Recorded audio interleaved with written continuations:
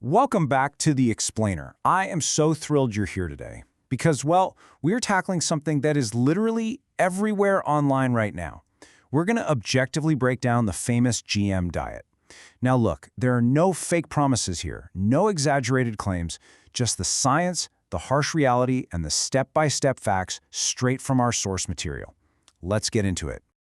Okay, let's dive into this, because I know you've seen it. That exact question is plastered across social media timelines everywhere.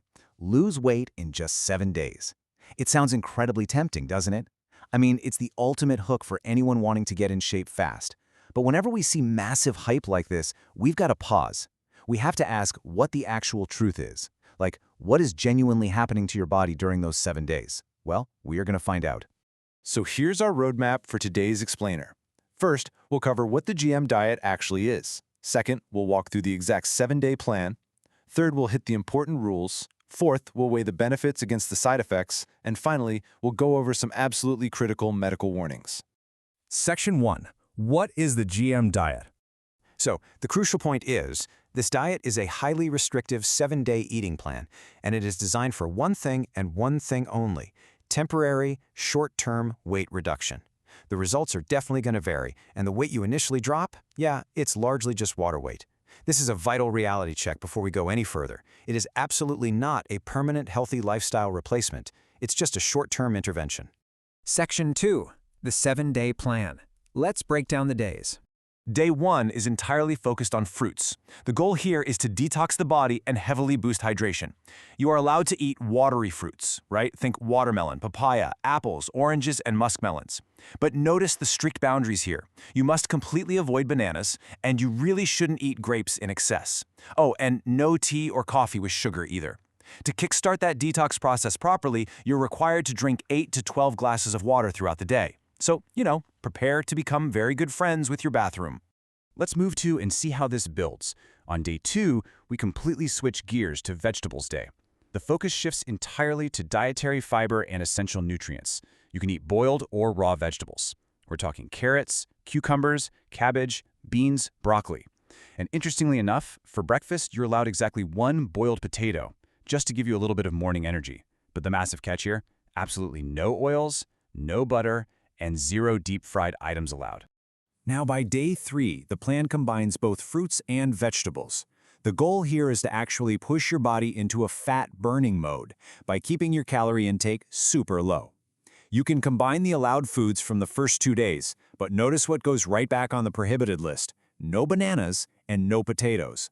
Now, what's really interesting about this next step is the massive plot twist on day 4. After totally banning bananas, the diet swings completely in the other direction.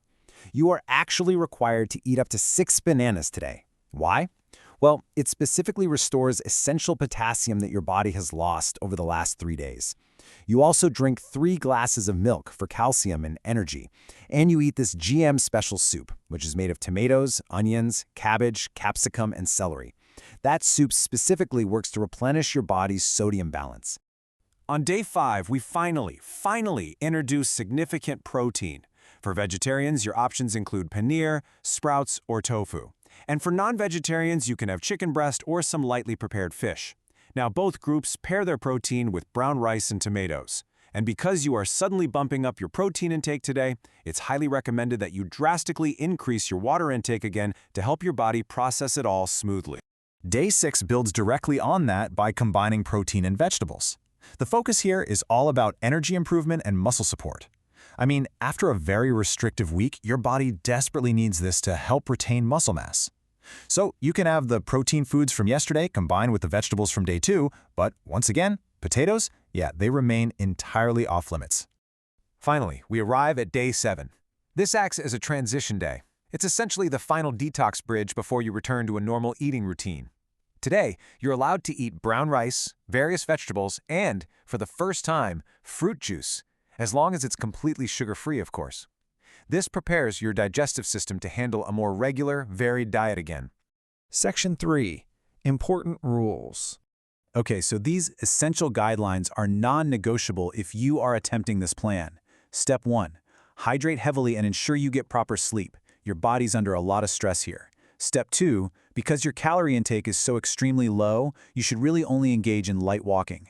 Heavy workouts are completely out of the question and could honestly be dangerous. Step 3. Absolutely no alcohol, soft drinks, or junk food. And step 4. Never skip your scheduled meals. If you try to starve yourself on top of this highly restrictive plan, it is going to backfire completely. Section 4. Benefits versus side effects. And this brilliantly illustrates the ultimate reality check. Yes, you might experience quick temporary weight loss, though again, it's mostly water. You'll likely see reduced bloating, better hydration, and it for sure forces a firm boundary on food discipline. But the physical toll is harsh. You might face physical weakness, pounding headaches, super low energy, and intense hunger cravings. Plus, there is a real risk of nutrient imbalance and muscle loss, especially if you try to repeat this diet frequently. Because of those severe side effects, I really want to deliver this point with absolute sincerity. Our source material makes this crystal clear. Stop immediately if weakness becomes severe. Listen to your body. Seriously, no temporary diet trend is worth pushing your physical health into dangerous levels of exhaustion. Section 5. Medical warnings. Look, this diet is definitely not for everyone. In fact, there are specific high-risk groups who must completely avoid it. If you have diabetes, blood pressure issues, kidney or liver disease, or thyroid problems, please do not attempt this. Pregnant women, breastfeeding mothers, and elderly individuals are also firmly on the do not try list. The severe nutrient imbalance in this plan can be highly dangerous for these groups. You must consult a doctor. Which naturally brings us to a necessary and responsible disclaimer. This explainer is for educational purposes only. It is simply an analysis of the source material, not personal medical advice. You should always consult a doctor or a professional dietitian before starting any highly restrictive diet plan like this one, just to make sure it's actually safe for your unique body. So, I'll leave you with this final provocative question to ponder. Is a temporary loss in water weight really worth risking your health, your energy levels, and your nutrient balance? Or should we instead be focusing on sustainable, long-term lifestyle changes, like a consistently balanced diet and regular exercise? True health is a marathon, not a 7-day social media sprint. Think about it.